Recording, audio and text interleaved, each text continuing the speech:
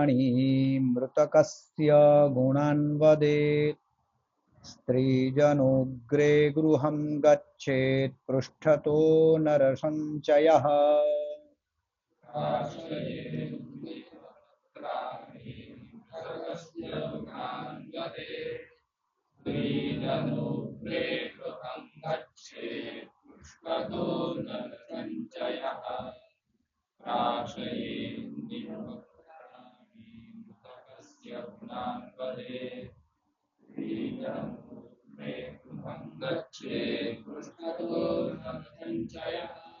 गृहे स्नानं पुनः कृत्वा गोग्रासं च प्रदापयेत्।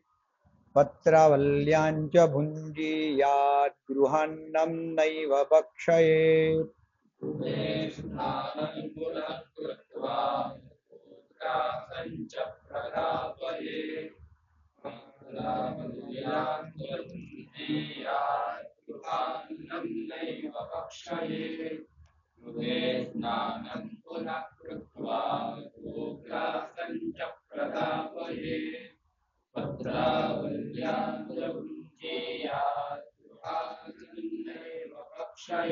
सूर्येस्तमागते तार्क्ष्य श्मशाने वा चतुष्पथे।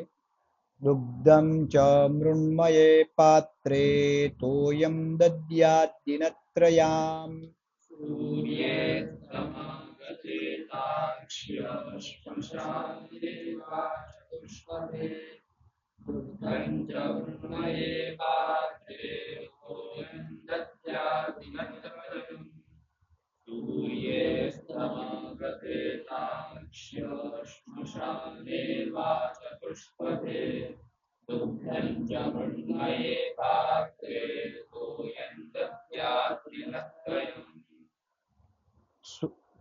अपक्वं मृण्मयं पात्रं क्षीरनीरप्रपूरितं काष्ठत्रयगुणैर्बद्धं धृत्वा मन्त्रं पठेदितम्।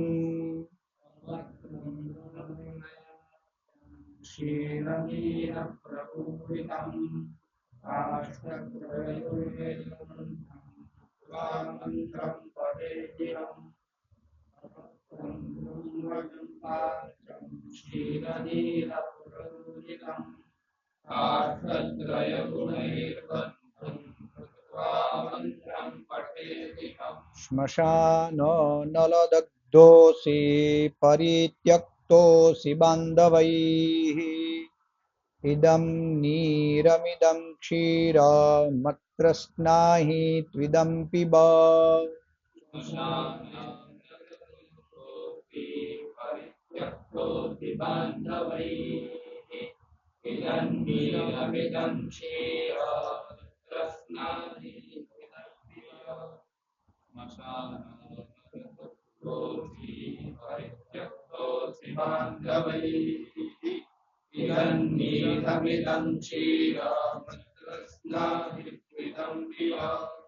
प्रथमे ह्नि तृतीये वा सप्तमे नवमेऽपि वा अस्ति सञ्चयनं कार्यं तद्दीने गोत्रजैः सह।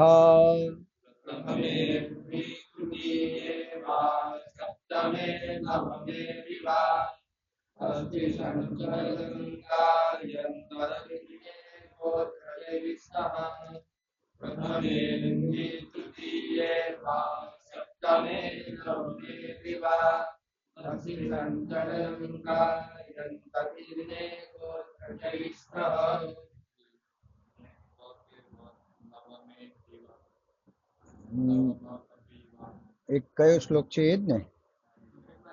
નવમે પીવા, પી, હા પીવા, અવગ્રહ પછી પી છે.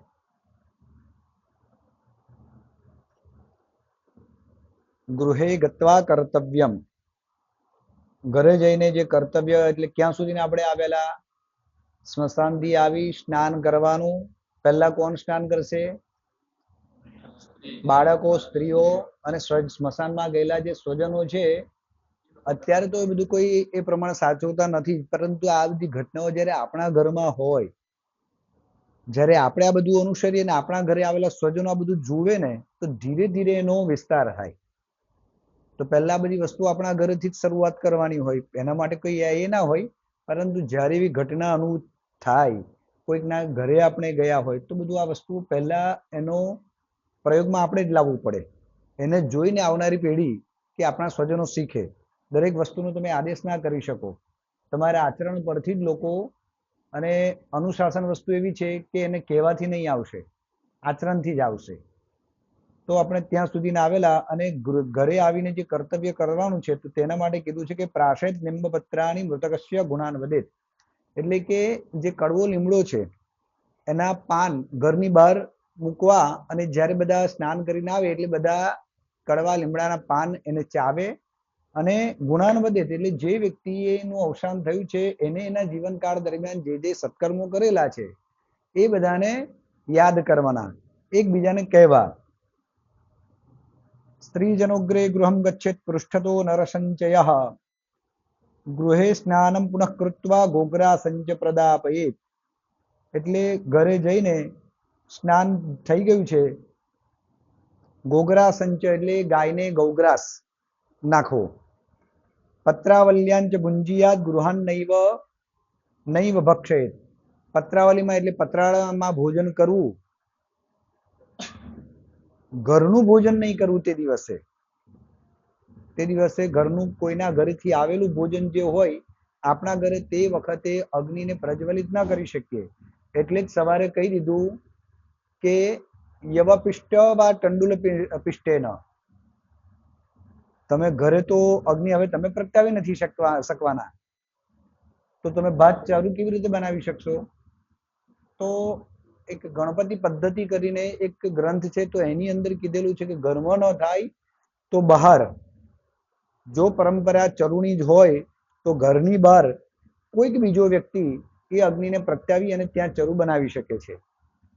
પરંતુ અહીંયા કહી દીધેલું છે કે ઘરનું ભોજન કરવાનું નથી, બહારનું કોઈક આવે આપી જાય એ ભોજન કરવું.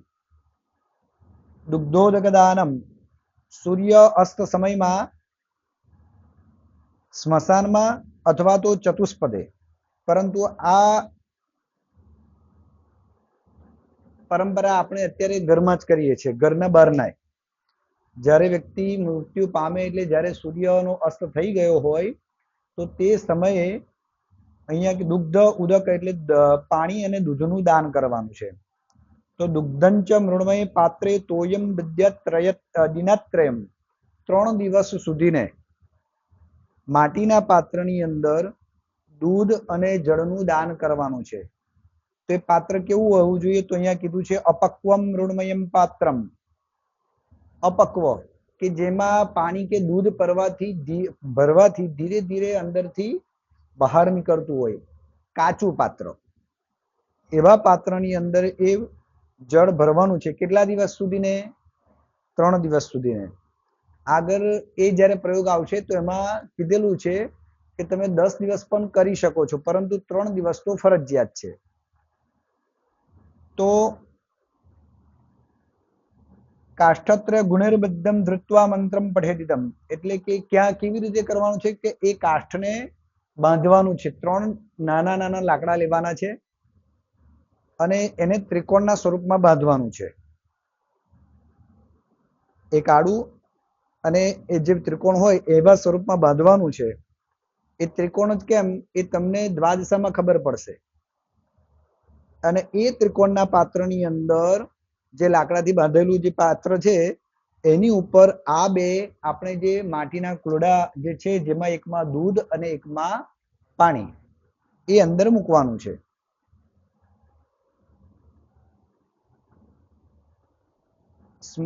એ જે મૂકવાનો જે મંત્ર છે ત્યારે કે સ્મશાન નલ દગ્ધોષી પરિત્યક્તોષ બાંધવૈહિ ઇદમ નીરમિદમ ક્ષીર મત્રસ્નાહિ ત્વિદમ પીબ. સ્મશાનના અગ્નિથી જે દગ્ધ થયેલા છે, પોતાના બાંધવોથી પરિત્યક્ત થયા છે, એવા જીવને માટે આ નીર તમે પીવો, એટલે નીરથી તમે સ્નાન કરો. ઇદમ નીરમ પીબ, અને ઇદમ નીર મિદમ ક્ષીર મત્રસ્નાહિ ત્વદમ પીબ, એટલે દૂધ પીવો અને નીરથી એટલે કે જળથી તમે સ્નાન કરો. અસ્થિ સંચયનમ, કેટલાક લોકો પૂછે ને કે મહારાજ અસ્થિ કયા દિવસે લેવા જવું, તો એના માટેનો આ તમને આદેશ કરેલો છે. પ્રથમેહની તૃતીયા વા સપ્તમે નવમે પીવા, પહેલા જ દિવસે જે દિવસે અગ્નિ સંસ્કાર કર્યો છે તે દિવસે પણ તમે લઈ શકો છો. ત્રીજા દિવસે, સાતમા દિવસે અને નવમા દિવસે. તો આમાં પાંચમા દિવસ સિવાય બધી એકી સંખ્યાના દિવસો આપેલા છે, એટલે એને સરળતાપૂર્વક તમે યાદ રાખી શકો કે ભાઈ એકી સંખ્યાના દિવસે, પાંચમો દિવસ છોડી અને એકી સંખ્યાના દિવસે આપણે આ લઈ શકીએ છીએ. અસ્થિ સંચયન, અસ્થિ ભેગા કરી શકીએ છીએ. અસ્થિ સંચયનમ કાર્યમ તદ્દિને ગોત્રજૈઃ સહ, ગોત્રના ગોત્રજોની એટલે કે એક ગોત્રના જે વ્યક્તિઓ પોતાના સ્વજનો છે એમની સાથે રહીને અસ્થિ સંચયનમ એટલે કે ભેગા કરવાનું કાર્ય કરવું. નીચે લખ્યું છે કેચિત દ્વિતીય ચતુર્થેપી ઉક્તમ, કેટલાક લોકો બીજા અને ચોથા દિવસે પણ કહે છે. એટલો મતલબ શું થયો? 1 થી 4 સીધા દિવસ, પાંચમા, છઠ્ઠા ને આઠમા ને છોડી બધા જ દિવસે તમે કરી શકો છો. પાંચમો, છઠ્ઠો ને આઠમો, આ 3 દિવસ છોડીને તમે બધા દિવસે અસ્થિ સંચયન કરી શકો છો. પંચકેતો મૃતો યસ્તો ન ગતિન લભતે નરઃ દાહસ્તત્ર ન કર્તવ્યઃ કૃતેઃની મરણં ભવેત.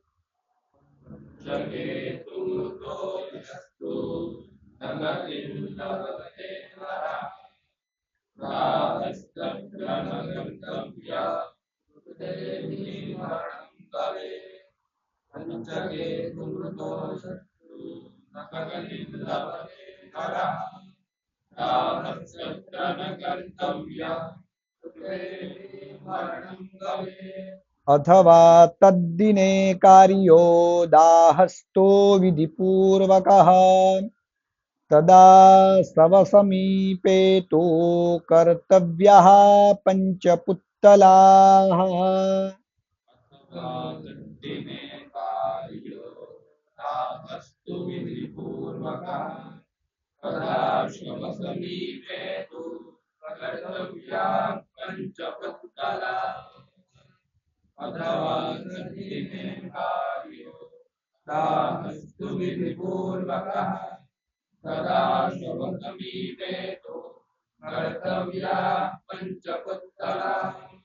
दर्भमया सवमुखा मंत्रयेन्नाम विक्रमात् ततो दाह प्रकर्तव्यैस्तश्च पुत्तलकैः सह सपिण्डनदिने कुर्यात् तस्य शान्ति विधिं सुतः.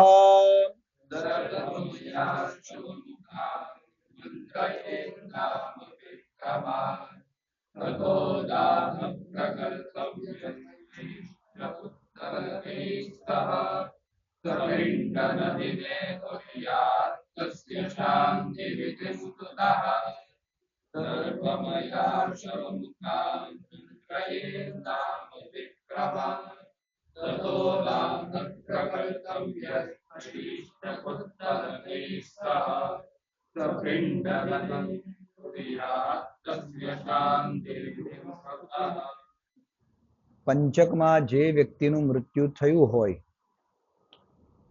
એની આ વિધિ કીધેલી છે. પંચક એટલે અંતિમ 5 જે નક્ષત્રો છે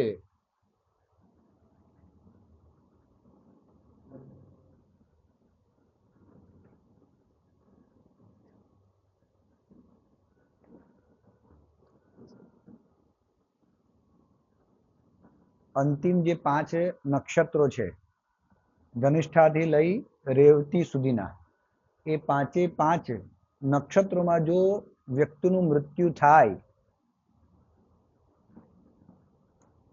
તો એ પંચક ગણાશે. તો એ પંચકમાં જો કોઈ વ્યક્તિનું મૃત્યુ થાય છે તેવું કીધું છે પંચકેતુ મૃતો યસ્તુ ન ગતિન લભતે નર, તે જીવાત્માની ગતિ થતી નથી.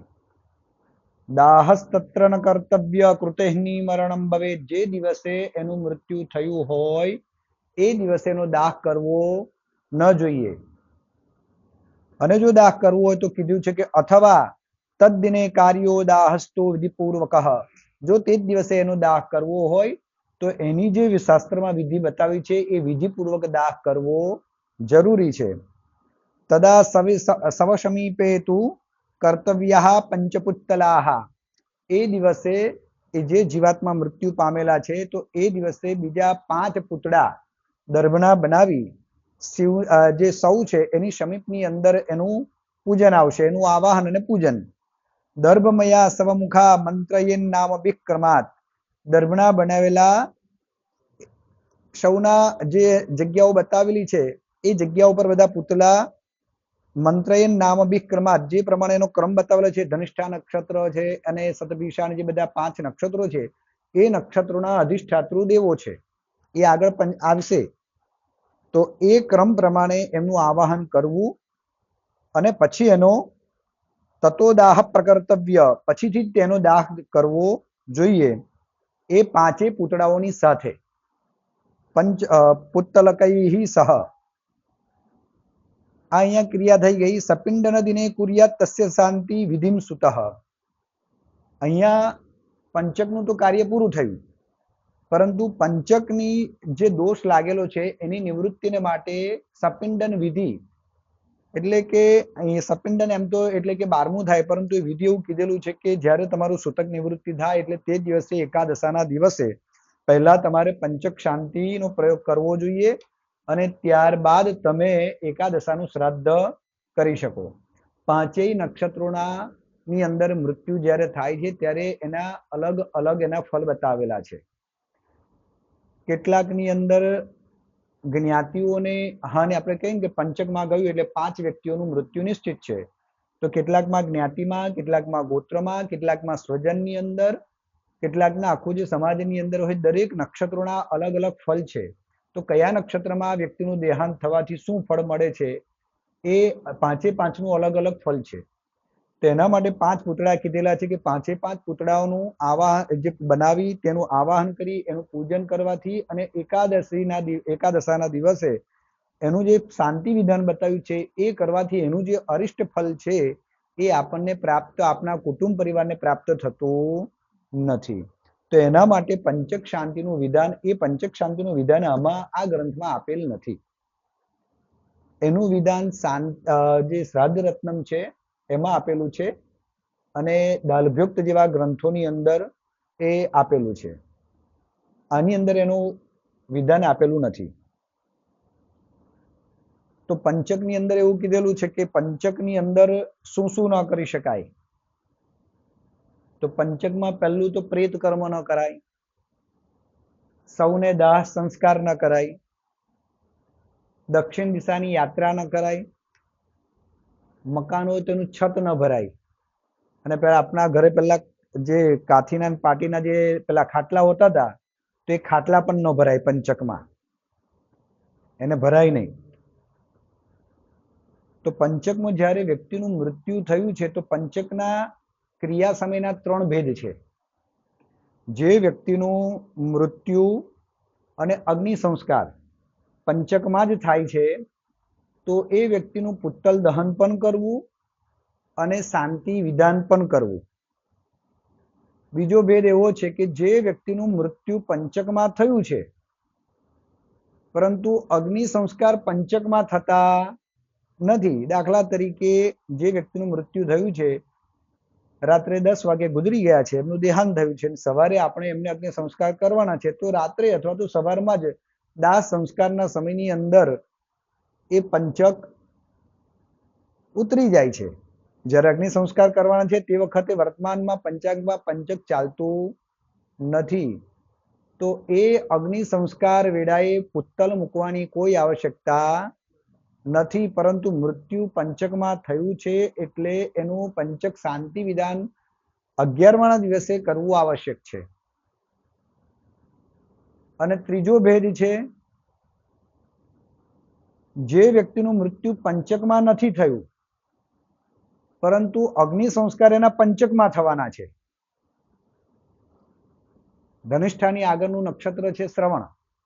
શ્રવણમાં મૃત્યુ થયું કાં તો પંચક ચાલુ થવાના કલાક પહેલા થયું તો તરત 1 કલાકમાં તો આપણે અગ્નિ સંસ્કાર કરી નથી દેવાના, એનો સમય લાગવાનો છે.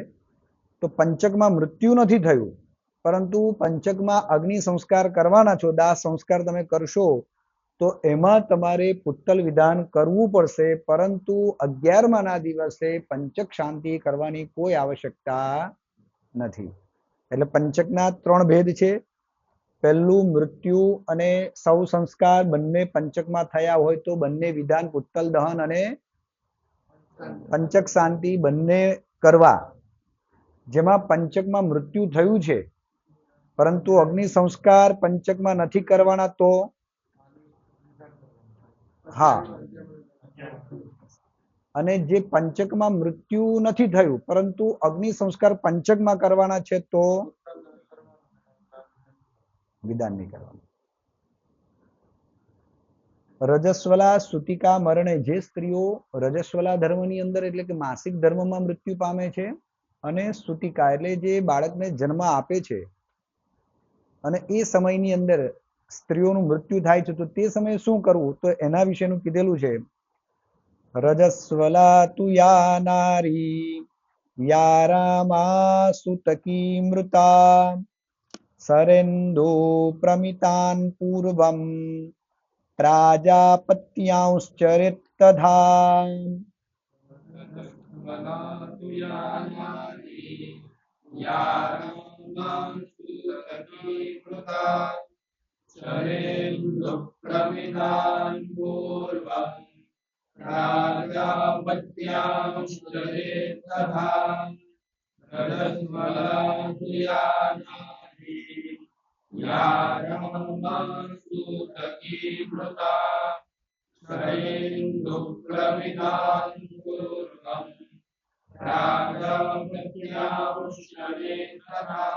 कुंभे सलिलमादाय पंचगव्यं क्षिपेत्ततः पुण्य बतावी दो, बोलो बोलो.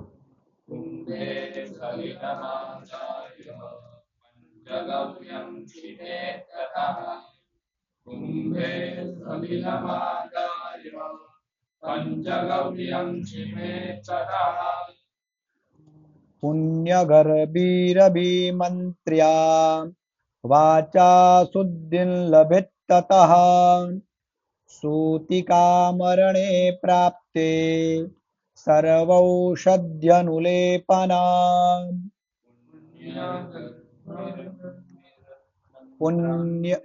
ગર્ભી આવશે. પુણ્ય ગર્ભીરભિમંત્ર્યા પુણ્ય ગર્ભીરભિમંત્ર્યા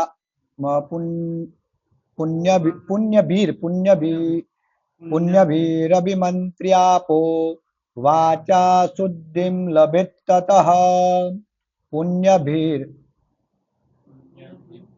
પુણ્યભીર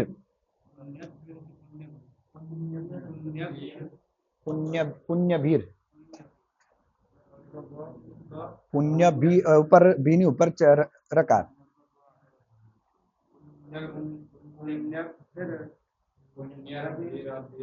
મંત્ર્યા પુણ્યભીરભિમંત્ર્યાપો વાચા શુદ્ધિમ લભેત્તતઃ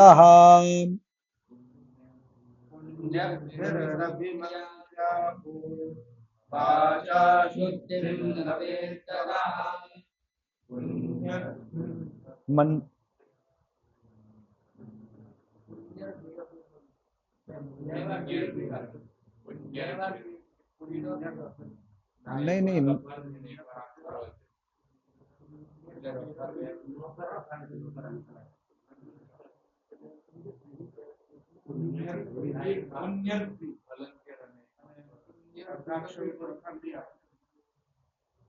વ્યાકરણની દ્રષ્ટિથી જોવું પડશે મને.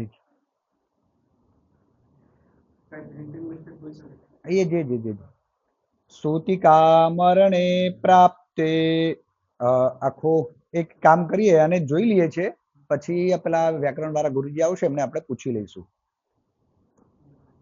અસૂતકેતુ સંસ્પૃશ્ય સુરપાણાન્તુ શतं ક્ષિપેત તેનૈવ સ્નાપયિત્વા તુ દાહં કુર્યાદ્યથા વિધિ.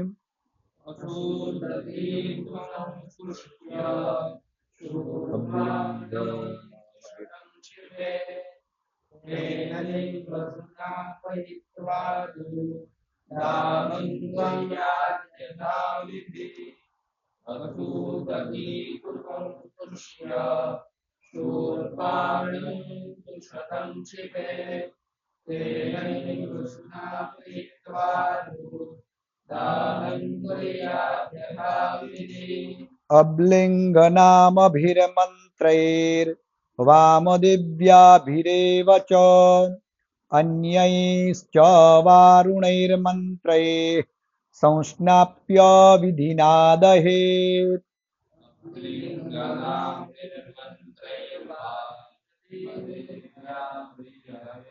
अब्लिंगनाममन्त्रैर्वा अब्लिगनामभिर्मन्त्रैर् अब्लिङ्गनामभिर्मन्त्रैर्वामदेव्याभिरेव च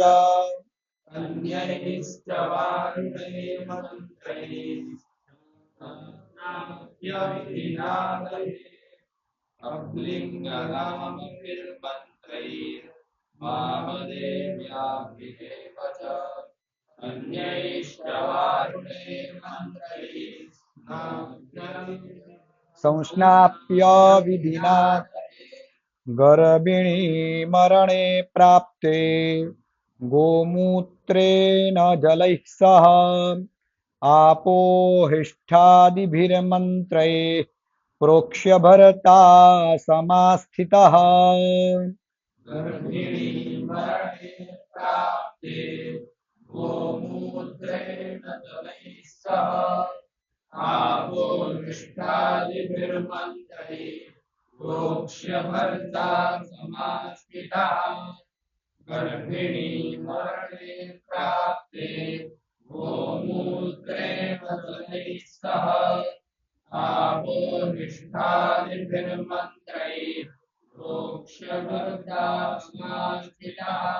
प्रेतं श्मशानं नीत्वाथोल्लिख्य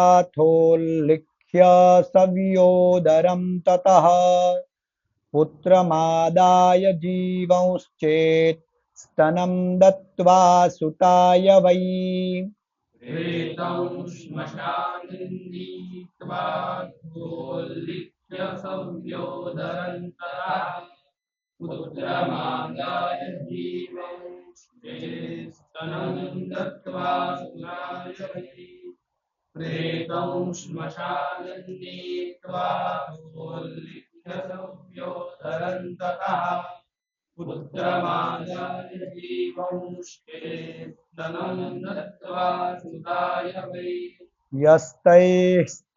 यस्तैस्तनः शशयः इत्र्युचाग्रामे निदाय च उदरं चाव्रणं कुर्यात् पृषदाज्येन पूरयेत्.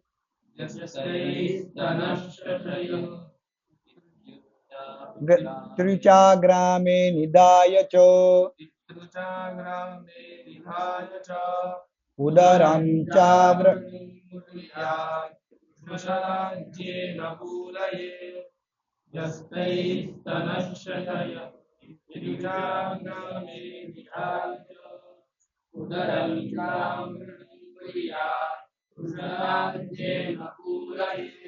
मृद्भस्म कुशगोमूत्रे रापोहिष्ठादिभिस्त्रिभिः स्नाप्य चाच्छाद्य वासोभिः शवधर्मेण दाहयेत्.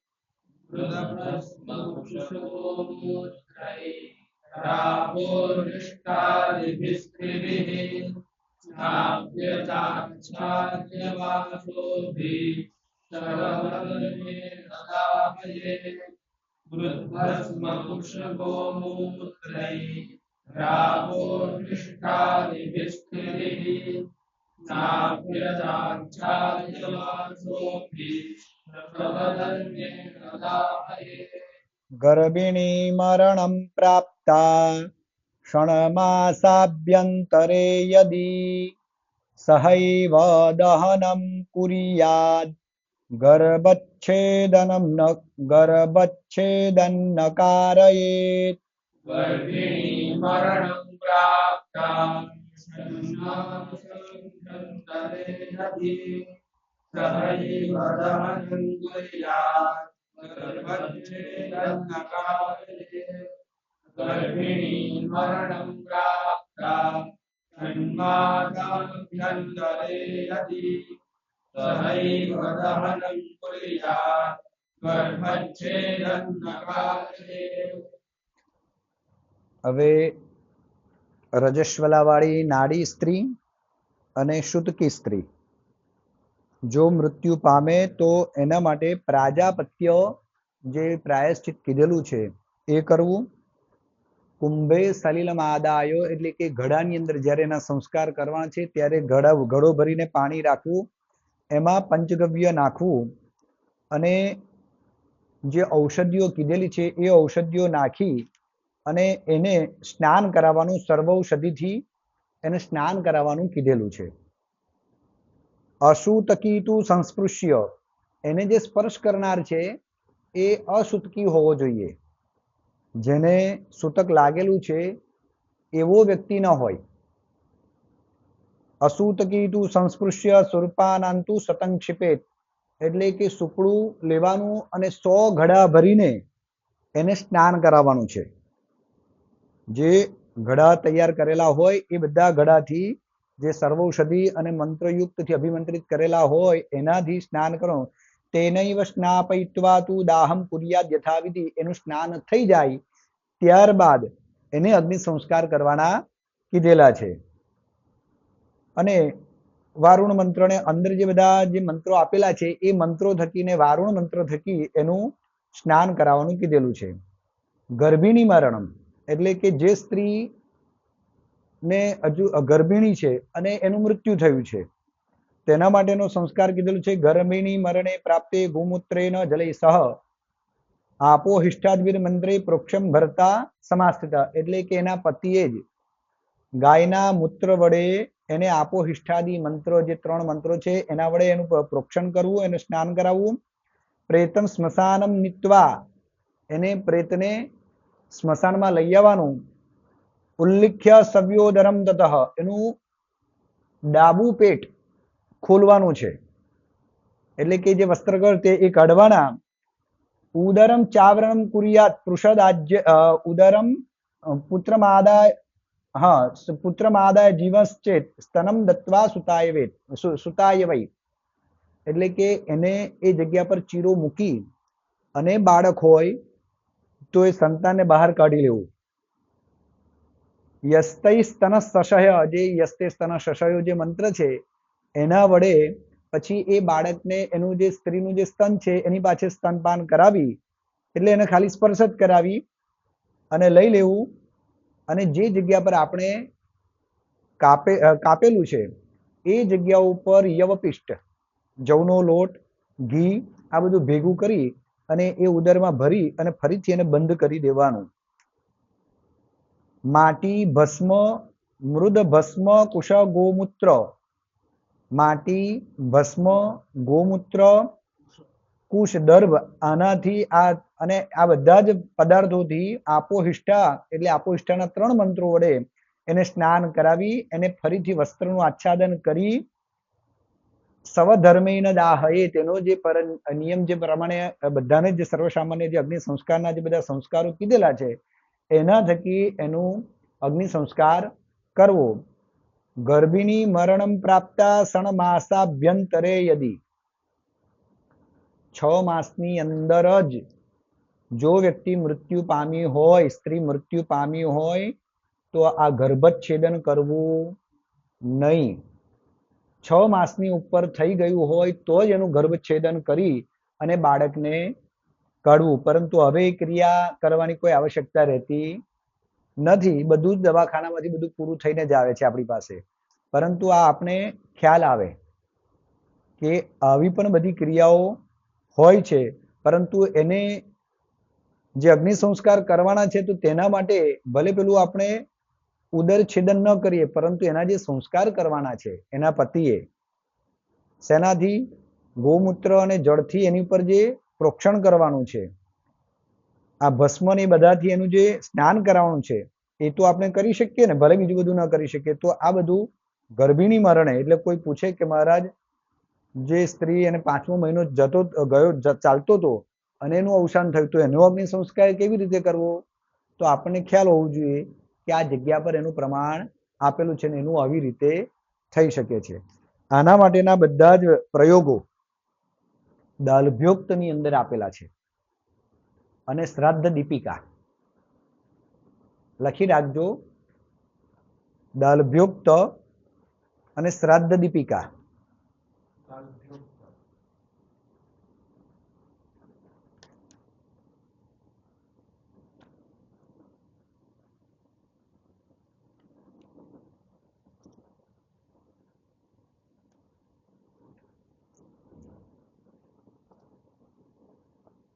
આ જે કારિકાઓ છે ને એ કારિકાઓ તમે વાંચી વાંચીને એવી તૈયાર કરી દેજો કે તમને ખ્યાલ આવે આખા ક્રિયાની અંદર શું શું ક્યાં ક્યાં કરવું છે, અને ઘણી બધી વસ્તુના પ્રમાણ તમને આમાંથી જ મળી જશે. હવે આગળ પછી એમાં આપેલું છે કે ભાઈ જે વ્યક્તિને મૃત્યુ પામવાનો છે, આતુરકાલ ચાલતો હોય તો તે સમયે શું કરવું? ત્યારે કે ઉત્તરાંગ પૂર્વાંગ પ્રાયશ્ચિત કર્મ કરવાનું કીધેલું છે. એને સ્નાન વપન કરાવી અને એની પાસે બધું એના જીવાત્માના પાપની નિવૃત્તિને માટે પુત્ર આ બધી જ ક્રિયાઓ કરતો હોય છે. જે પંચગવ્યથી જે હોમ કીધેલો છે, પંચગવ્ય હોમ, પંચગવ્યનું પ્રાશન, અને જેમાં 8 ને 10 મહાદાનો બધા કીધેલા છે, એ દાનો બધું જે તે સમયમાં લોકો કરતા હતા. અત્યારે આપણી પાસે લોકલજ્જાના કારણે એવો સમય રહ્યો નથી, પરંતુ 36 નંબરનું પાન કાઢો કે જેમાં એ એટલી ક્રિયાઓ આપણે કરી શકીએ છીએ.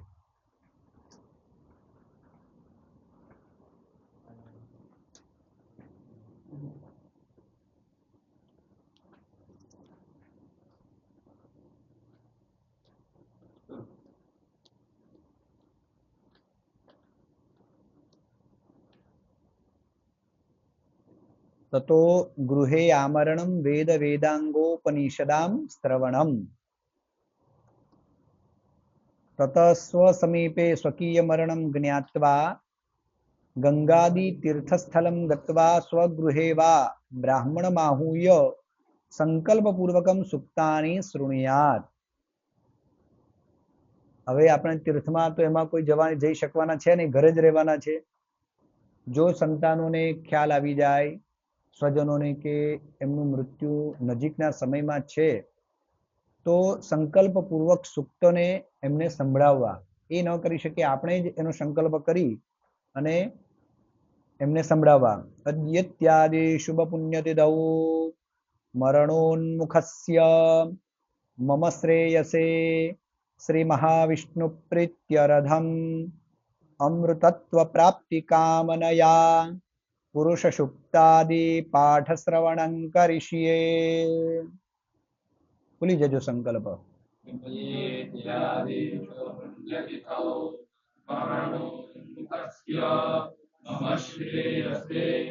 શ્રી મહાવિષ્ણુ પ્રીત્યર્થમ અમૃતત્વ પ્રાપ્તિ કામનયા પુરુષ સૂક્તાદિ પાઠ શ્રવણં કરિષ્યે.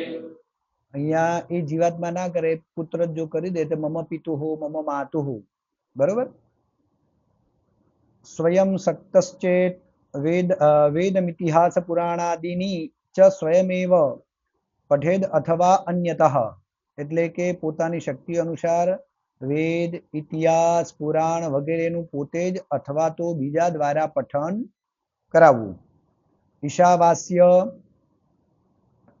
નીચે લખેલું છે, ઈશાવાસ્યમિદમ સર્વ મંદકાલે સદા પઠેત જપ્ત્વા ચૈવ પ્રસ્થાનમ અમૃતત્વમ સગચ્છતિ. ઈશાવાસ્ય જે આપણું જે અંતિમ જે અધ્યાય છે, ઈશાવાસ્ય ઉપનિષદ તરીકે પણ જે ઓળખાય છે, એનું તો હંમેશા એનું પઠન કરવું જોઈએ કે જેનાથી એને અમૃતત્વની પ્રાપ્તિ થાય છે. શ્રીમદ ભાગવતમ, ઇતિહાસો, ન્યાયો, પુરાણો, ઉપનિષદ, ગીતા શાસ્ત્ર, અન્ય સ્તોત્ર, વિષ્ણુ સહસ્ત્ર નામ વગેરે એને ત્યાં સંભળાવવું. અથોત્ક્રાંતિ ધેનુદાન સંકલ્પ. અને તે સમયે ઉત્ક્રાંતિ ધેનુ એટલે કે ગાયના દાનનો સંકલ્પ છે અહીંયા. એ સંકલ્પ કરવો તથા પ્રાણોત્ક્રમણે પ્રાપ્તે ઉત્ક્રાંતિ ધેનુ દાનમ. ઉત્ક્રાંતિ ધેનુ બ્રાહ્મણંચ સંપૂજ્ય અદ્યત્યાદિ શુભ પુણ્યતિથૌ અમુકસ્ય મમ સુખેન પ્રાણોત્ક્રમણાર્થમ યથાશક્ત્યાલંકૃતા મિમામુત્ક્રાંતે સંજ્ઞિકામ રુદ્રદૈવત્યામ ગામ અમુક શર્મણે બ્રાહ્મણાયો તુભ્યમહમ સંપ્રદદે.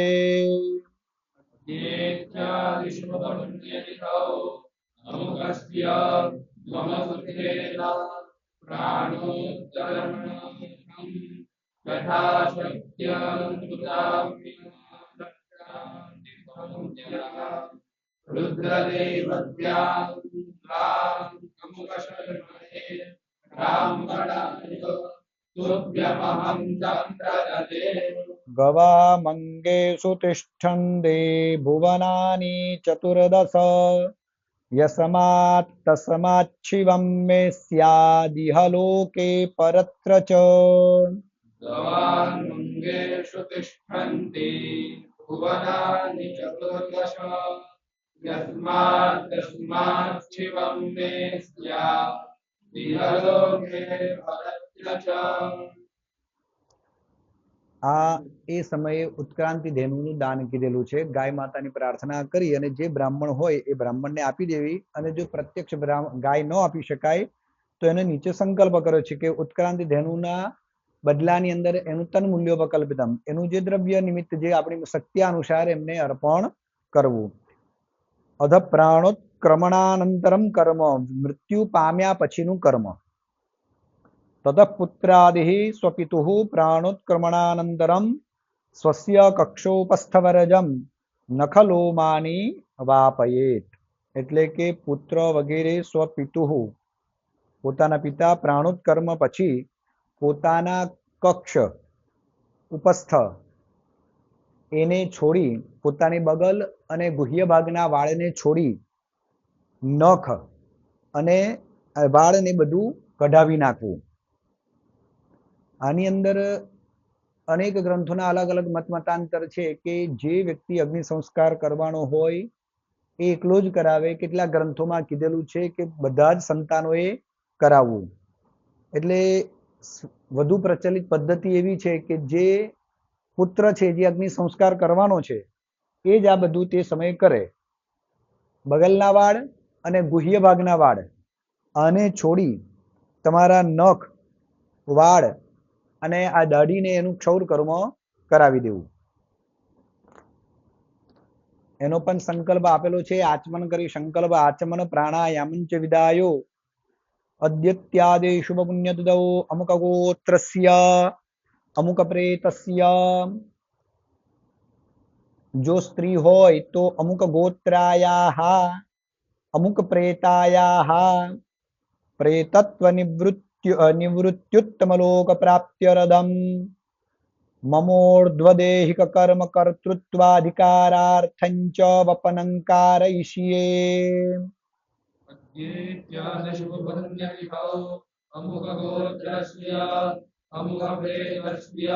અમુક ગોત્રાયાહ અમુક પ્રેતાયાહ પ્રેતત્વ નિવૃત્ત્યુત્તમલોક પ્રાપ્ત્યર્થમ મમોર્ધ્વદેહિક કર્મ.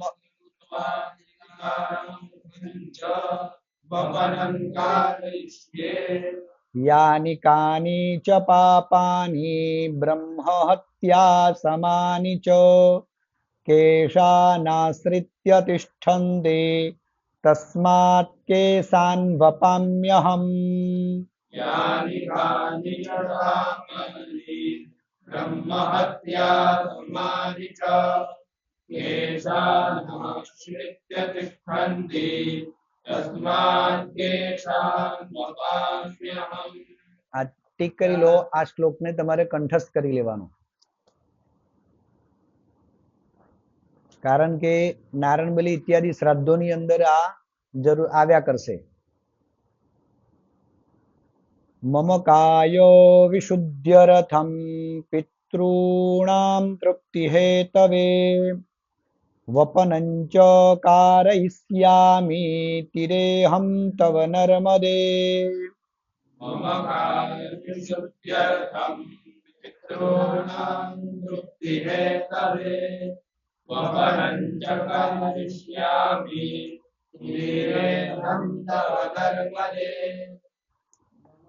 બસ હવે આ નર્મદે લખેલું છે ને, તો જ્યાં જ્યાં જે નદીનો સામીપ્ય હોય એનો તમે ઉપયોગ કરી શકો.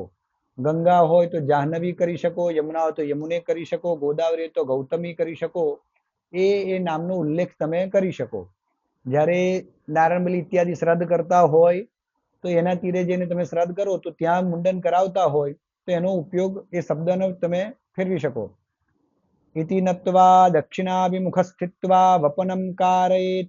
આમ નમસ્કાર કરી દક્ષિણ તરફનું મુખ રાખીને મુંડન કરાવવું. કર્તા વપનમ કારયિત્વા સ્નાત્વા સ્વયં શુદ્ધે વાસસે ધૃત્વા મૃતસ્ય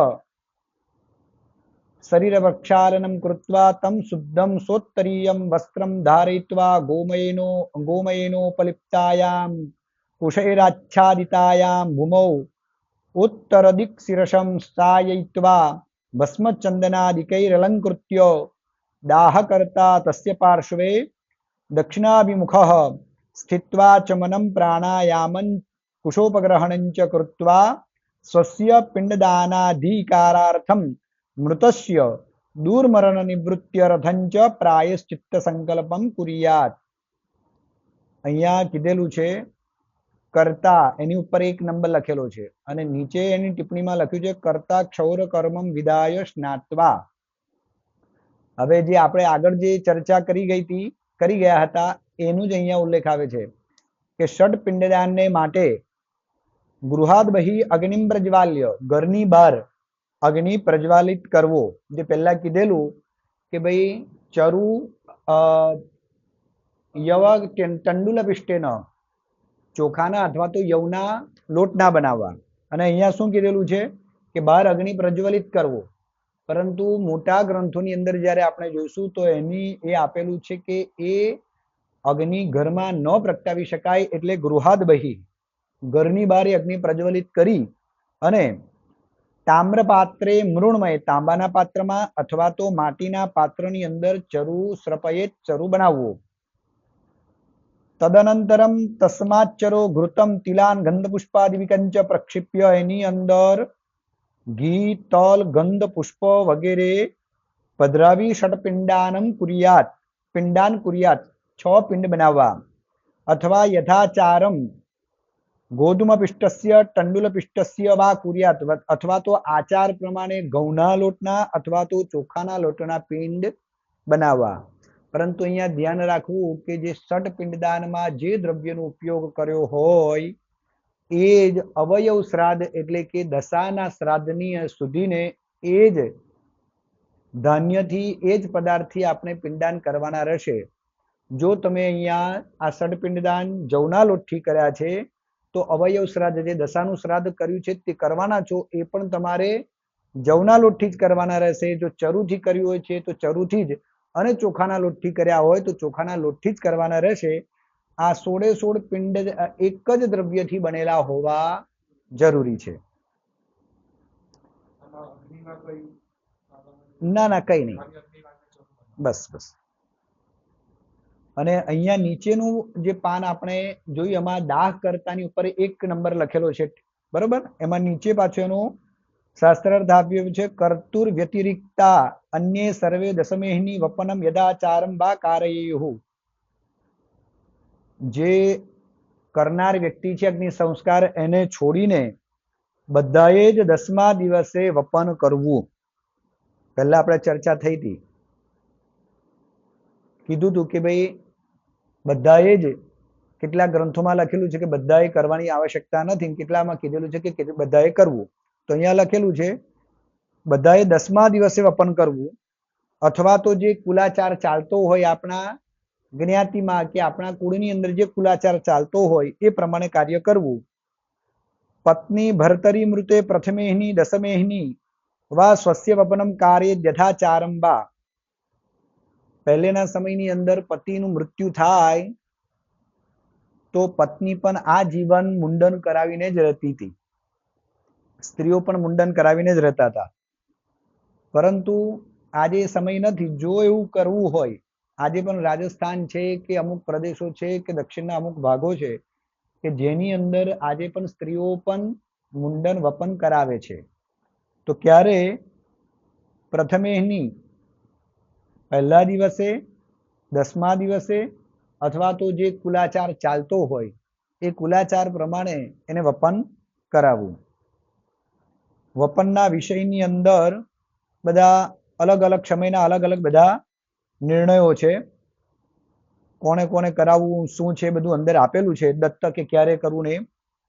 પરંતુ વપનમ છેલ્લી લાઈનમાં આપેલું છે કે વપનમ નેષ્યતે રાત્રો, છેલ્લીથી ઉપરની અડધી લાઈન જે પૂરી થાય છે તે રાત્રૌ દગ્ધ્વા તુ પિંડાંતમ કૃત્વા વપન વર્જિતમ. એટલે કે રાત્રે દાહ સંસ્કાર કરતા હોય તો પિંડદાન સુધીનું કર્મ કરવું, પરંતુ એમાં વપનને છોડી દેવું. તો આપણને એવું થાય કે રાત્રે અગ્નિ સંસ્કાર કરી શકાય. તો નિયમ પ્રમાણે તો એવું છે કે જ્યારે વ્યક્તિ રાત્રે મૃત્યુ પામ્યો તો રાત્રે જ એનો અગ્નિ સંસ્કાર કરવો, અને દિવસ દરમિયાન જો મૃત્યુ પામ્યા હોય તો દિવસે જ એનું અગ્નિ સંસ્કાર કરવો. જે વ્યક્તિનું રાત્રે મૃત્યુ થયું છે અને તમે જો દિવસે એને અગ્નિ સંસ્કાર કર્યો છે તો એ દોષ લાગે છે પર્યુષિત. પર્યુષિત એટલે વાસી થઈ જવું. એટલે આપણા ગુજરાતની અંદર અને ઘણા બધા પ્રદેશોની અંદર રાત્રે અગ્નિ સંસ્કાર કરતા નથી. પરંતુ મહારાષ્ટ્રના અમુક પ્રદેશોમાં અને દક્ષિણમાં જ્યારે મૃત્યુ પામ્યા છે ત્યારે એ લોકો તરત જ એ અગ્નિ સંસ્કાર કરી દે છે. તો એ દોષ નથી, એ શાસ્ત્ર પદ્ધતિ જ છે. રાત્રે મૃત્યુ પામ્યા છે તો રાત્રે કરી દેવું, દિવસે કર્યા છે મૃત્યુ પામ્યા છે તો દિવસે કરી દેવું. રાત્રે જો મૃત્યુ પામ્યા હોય તો પિંડદાન સુધીનું બધું કાર્ય તો કરવું, જે કીધી છે બધી ક્રિયાઓ કરવી, પરંતુ વપન રાત્રે કરવું. સૂર્યાસ્ત થયા પછી તમે ક્ષૌર કર્મને મુંડન ન કરાવી શકો. તો એ નિર્ણયને લઈને તમે રાત્રે વપન ક્રિયા કરવી નહીં. વપનમ નિશ્ચિતે રાત્રો સ્વસ્તની વપન ક્રિયા પત્ની પુત્ર કનિષ્ઠ ભ્રાતા. એ પછી કરવું ન કરવું એ બધું ધર્મ સિંધુની અંદર કોણ કોણ કરાવી શકે, કરી શકે કે ન કરી શકે, એ બધા નિર્ણયો ધર્મ સિંધુમાં વિસ્તારપૂર્વક બધા આપેલા છે.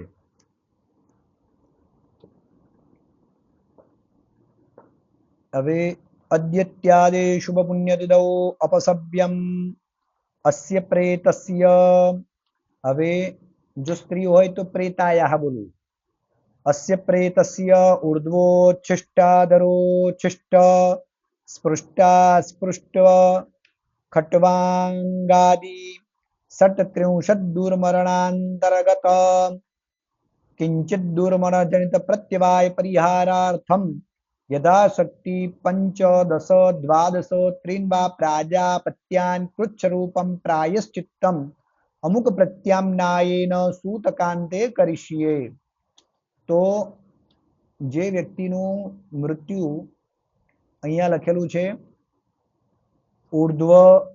ઉર્ધ્વોચ્છિષ્ટ, અધોચ્છિષ્ટ, ઉપરના છિદ્રોથી નીચેના છિદ્રો વાટે, એટલે કે ઉપરના મુખ, નાક, કાન, નીચેના છિદ્રો મલમૂત્ર ત્યાગ કરવાના છિદ્રો છે, એના વાટે વ્યક્તિના પ્રાણ નીકળી જાય. કોઈનું પેશાબ કરતા કે લઘુશંકા કે ગુરુશંકા કરતા કરતા જ એનો પ્રાણ નીકળી જાય. કોઈને ઉલટી થઈ ગઈ હોય, કોઈને કાનમાંથી લોહી નીકળ્યું ને નાકમાંથી લોહી નીકળી અને એ વ્યક્તિના પ્રાણ નીકળી જાય.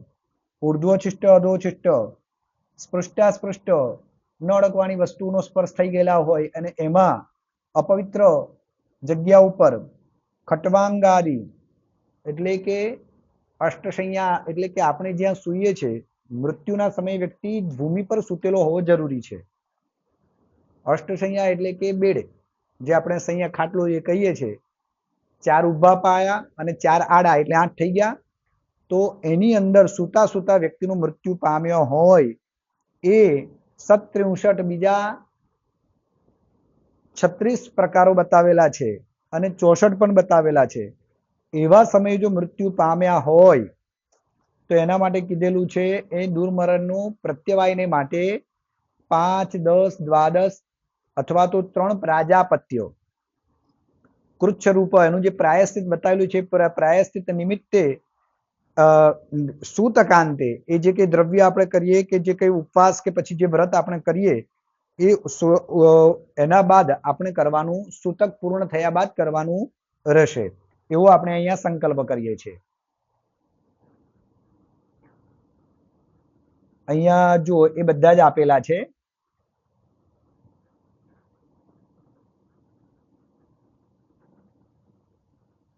ચોથા નંબરની લીટીમાં મૃતસ્યેમાની દુર્મરણાની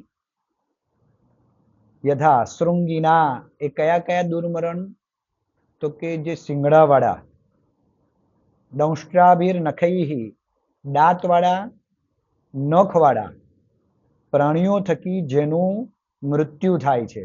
દાંતવાળા સિંગડાવાળા નખવાળા પ્રાણી તેને મારી ફાડીને ખાઈ જાય.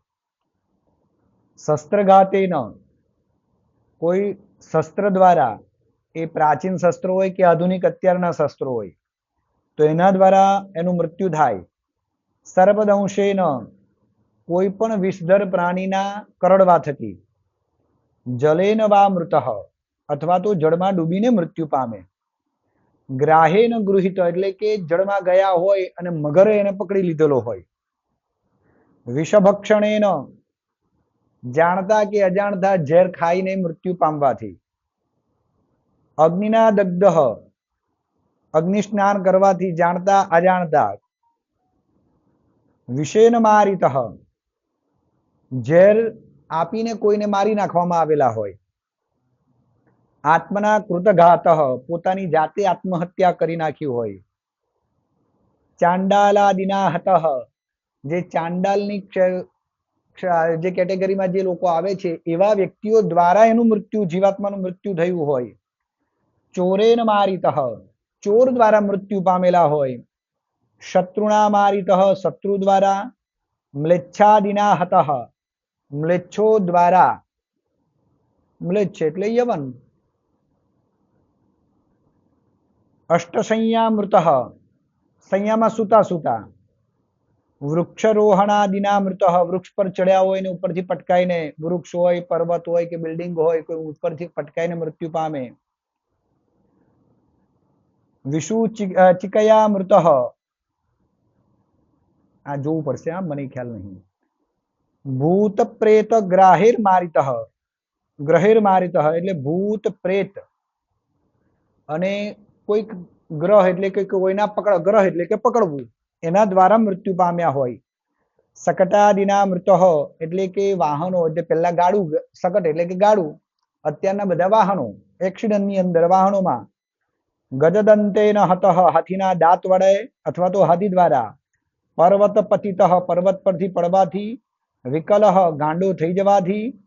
ચિત્ત ભ્રમેણ મૃત વિકલ ચિત્ત. વિદ્યુત પાષાણાદિભીર મૃત વીજળી પડવાથી, પથ્થર પર પડવા થકી. કુષ્ઠ વ્યાધિના મૃત શરીર પર ચામડીના રોગો નીકળ્યા હોય. વ્યાધિ એટલે કે કોઈ પણ પ્રકારનો શરીરમાં રોગ નીકળ્યો હોય. અપસ્મારેન જે જલંધર, ભગંદર, ગંડમાલ, ટીબી, કેન્સર આ બધા રોગો બતાવેલા છે. એના દ્વારા બધા જ મૂત્રી અપસ્મારેન ભગંદર જલોદર મહારોગ ક્ષય વ્યાધિ મૂત્ર પુરુષાવરોધ ગંડમાલા પાંડુરોગાદિભીર મૃત. એટલે આ બધા જે રોગો બતાવેલા છે, ગંડમાલ છે, જલંધર, ભગંડર, મહારોગ એટલે આ બધા મહારોગ જ ગણાશે. જે રોગ એક વખત શરીરમાં પ્રવેશ કરવાથી એ રોગ શરીર છોડતા નથી એને મહારોગ ગણાય. તો કેન્સર, ટીબી, આ જલંધર, ભગંદર આ બધા રોગ કેવા છે કે એ ઔષધના પ્રતાપે તમારા શરીરમાં સુષુપ્ત અવસ્થામાં પડ્યા રહે, પરંતુ એક વખત શરીરમાં પ્રવેશ કર્યા પછી એ લોકો એ રોગ નીકળતા નથી. એ 25 વર્ષ પછી પણ એ પોતાની હાજરી નોંધાવે છે. આપણે જોઈએ છે કે કેન્સર જેવા રોગો હોય તો 25 વર્ષ સુધી કંઈ નથી થતું, રિપોર્ટ કરાવે બધા જ નીલ આવતા હોય, પરંતુ 25-30 વર્ષ પછી પાછા એ પોતાની હાજરી નોંધાવી દે છે. એટલે એ શરીરમાં સુષુપ્ત અવસ્થામાં છે. તો મહારોગોની અંદર પીડાઈને વ્યક્તિનું મૃત્યુ થયું હોય. મૂત્ર અને જે એટલે કે મળમૂત્રનું જે તમને એનો વેગ આવતો હોય પરંતુ બહાર ના નીકળી શકતા હોય, એમાં પીડાઈને મૃત્યુ પામી જાય તો એ બધા જ એ કહેવાશે આસૌચ મધ્યે મૃત. એક સૂતક ચાલતું હોય ને એમાં બીજું સૂતક આવીને પડે. સૂતકની અંદર કોઈ સ્ત્રી માસિક ધર્મની અંદર મૃત્યુ પામે, કોઈક વ્યક્તિ માસિક ધર્મવાળી સ્ત્રીને સ્પર્શ કરતાની સાથે જ મૃત્યુ પામેલો હોય કોઈક ઘટનાસર, બધું આસૌચ મરણ ગણાશે. તો એની અંદર એતેષામ દુર્મરણાનામ દાહત પ્રાગ યથાશક્તિ દ્રવ્ય દ્વારા, એટલે કે આવા જો બધા મરણ થયા હોય તો દાહની પહેલા એટલે અગ્નિ સંસ્કાર પહેલા ઉપર જે પ્રાજાપત્યનો જે સંકલ્પ કર્યો છે એ સંકલ્પ કરી ગોદાન રૂપ ગોમૂલ્ય અથવા તો એના નિમિત્તનું દ્રવ્ય ત્યાગ કરી અને પછી એનું આગળનું પ્રાયશ્ચિત કર્મ દાહ કર્મ કરવું જોઈએ. એની અંદર સંકલ્પમાં કીધેલું છે કે જે વ્યક્તિ જેવી રીતે મૃત્યુ પામ્યો હોય, સંકલ્પે તત્ર તત્ર તદ રોગસ્ય ઉહ કાર્ય. એટલે જ્યારે સંકલ્પ કરીએ તો જે વ્યક્તિ જેમાં મૃત્યુ પામ્યો છે તે એનું ઉચ્ચારણ કરી અને પછી એને એ પ્રાયશ્ચિત નિમિત્તનું જે કંઈ આપીએ છે એનો ઉલ્લેખ કરવો જરૂરી છે. પુનર્જલં ગૃહીત્વા અદ્યત્યાદિ શુભ પુણ્ય દદૌ મમ આત્મનઃ શુદ્ધિ સંપાદનાર્થમ અસ્ય પિત્રાદેહે અસ્યા મૃતાયા વા. એટલે જે કંઈ કોઈક વખત જો પિતાજી ગુજરી ગયા તો એ બોલાય, અથવા તો કાકા ગુજરી ગયા તો પિતૃવ્ય કહો, એનો ઉલ્લેખ એવી રીતે કરી શકાય. ઔર્ધ્વદેહિક કર્મ અધિકારાર્થંચ યથાશક્તિ એતાવત કૃચ્છાત્મકમ પ્રાયશ્ચિત્તમહમ કરીશ્યે. એટલે જે વ્યક્તિએ અગ્નિ સંસ્કાર કરવો છે એ પોતાની આત્મશુદ્ધિને માટે પણ એને અહીંયા દાનનો સંકલ્પ કીધેલો છે. એ પ્રાયશ્ચિત સંકલ્પ કીધેલો છે. પ્રાયશ્ચિત સંકલ્પ કરીને પછી એને પણ પોતે શુદ્ધ થવાનું અને પછી એની ક્રિયા એટલે દાહાદી ક્રિયા કરવાની રહેશે. તતો હતમ વાસશ્ચતુર્ધા વિભજ્ય ત્રિભિર્ભાગૈઃ પાદતલવરજમ પ્રેતમાચ્છાદ્ય ચતુર્થભાગમ છિત્વા દાહ કરતા તદ વસ્ત્ર ખંડમુત્તરીયત્વેન ધારયેત તત પ્રેતસ્ય સટપિંડાનમ કુર્યાત.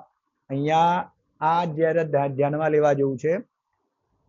તતો આહત વસ્ત્રમ એટલે સવાર કીધું હતું કે અહત વસ્ત્ર કયું, તો એવું વસ્ત્ર ધારણ કરીને ચતુર્ધા વાસસ ચતુર્ધા વિભજ્ય એટલે બીજું એક વસ્ત્ર લઈ એને ત્રિભિર ભાગૈહિ 3 ભાગનું વસ્ત્ર મરનાર વ્યક્તિને ઓઢાવવાનું છે. પણ કેવી રીતે? કારણ કે પાદ તલવરજમ પ્રેતમ આચ્છાદ્ય, એનો પગનો જે નીચેનો ભાગ છે એને છોડીને એને વર્જ્ય કરવું, એને છોડીને આખા શરીર પર ઢાંકી દેવાનું. અને ચોથા ભાગનું જે વસ્ત્ર છે એ દાહ કરતા એટલે કે જે અગ્નિ સંસ્કાર કરવાનો છે એ વ્યક્તિએ ઉત્તરીય વસ્ત્ર તરીકે એને ગ્રહણ કરવું. આ વસ્ત્રનું જરૂરિયાત 12મા દિવસ સુધીને આવશે. આપણા ગુજરાતીની અંદર કોઈ પણ વ્યક્તિ અત્યારે તો કોઈ કરતું નથી, નહીં તો પહેલા મૃત્યુ પામેલા વ્યક્તિનું ઘર આપણને ખબર પડી જાય. એના ખભા ઉપર વસ્ત્ર, ચોક્કસ પ્રકારનું વસ્ત્ર હોય જ.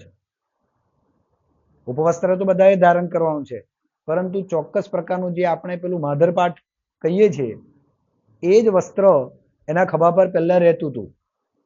અથવા તો ઉત્તર ગુજરાતની એ બાજુ જાઓ તો જે ખેસ આવે તો ખેસના ચોક્કસ પ્રકારના પટ્ટીના જે રંગ હતા, તો એ રંગ પ્રમાણે કાળી પટ્ટી ધારણ કરેલી હોય એટલે બધાને ખબર જ હોય કે આ વ્યક્તિને ક્યાંક સૂતક, એના ઘરની અંદર સૂતક ચાલી રહ્યું છે.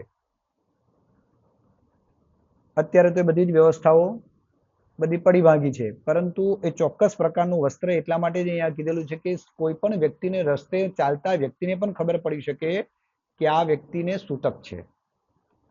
તો એના એ વસ્ત્ર લેવું, એના 3 ભાગ, મરનાર જીવાત્માને ઓઢાવવાના, કેવી રીતે પગનો તલનો ભાગ છોડીને એને કરવું, અને એક ભાગ પોતાના ઉપવસ્ત્ર તરીકે એને ધારણ કરવું.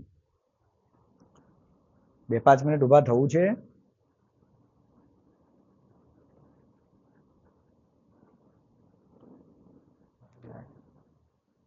બે મિનિટ.